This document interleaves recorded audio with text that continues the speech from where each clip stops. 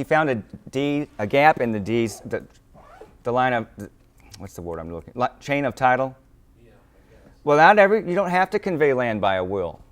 By a deed. There may be some, Took it back. huh? The state took There may not always be a deed from owner to owner to owner. It could have been left by inheritance, then there won't be a deed because there wouldn't have needed to be one. So there may be a will where it's mentioned. There's nothing. Yeah, that's true. There's no requirement you should record a deed. There's requirements now everywhere, but not then. Not then. It may have just not have been recorded.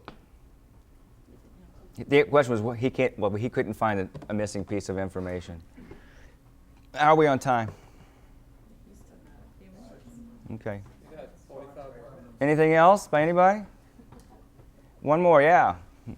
Tell me about courthouse records that would lead you to the ability to identify slaves and their descendants.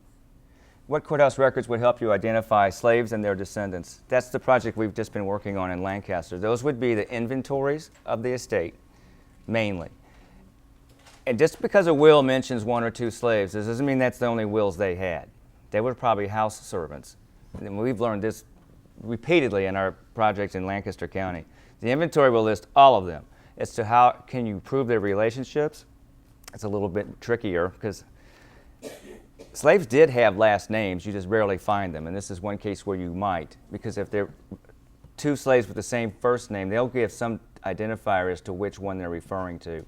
Betty the cook, or Jim the miller, or sometimes they'll just have a totally surname that would not be an occupation. So sometimes you can find them that way. The 1782 personal property tax is the only one that gives the names of the slaves. That's another way to find, but that's not going to prove any relationships. No, it doesn't. The 1782 Culpeper list does name each slave individually under its owner. And the But- Hebron church list has some slaves listed in the back. The Hebron church list has some slaves listed in the back. Now, before I was so rudely interrupted, tracking the slaves from there is who did they end up owning them next? Who was the next owner?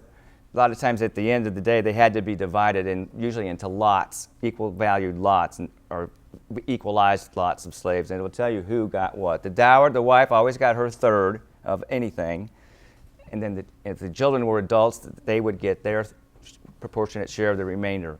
So then you follow that slave to that owner, and then what happened to him from there. A lot of these records will tell you who the mother is all the time, if they're little people. But it's just tough. You have to really go backwards with African American research. Census work, and then the Freedmen's Bureau list, then the agricultural censuses, which the slave schedules don't list the slaves by name, just the age and the sex, and that's it, and whether they're mulatto or black. That was a big fight about that in Congress in 1850 when they first adapted that slave schedule. The Northerners wanted them named by name, and the Southerners didn't, said it would be too hard to do. Nobody kept track of that information.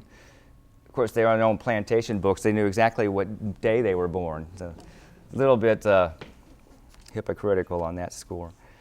But African American research is a whole other universe. It's very difficult to do. But it can be done if you're really, really diligent.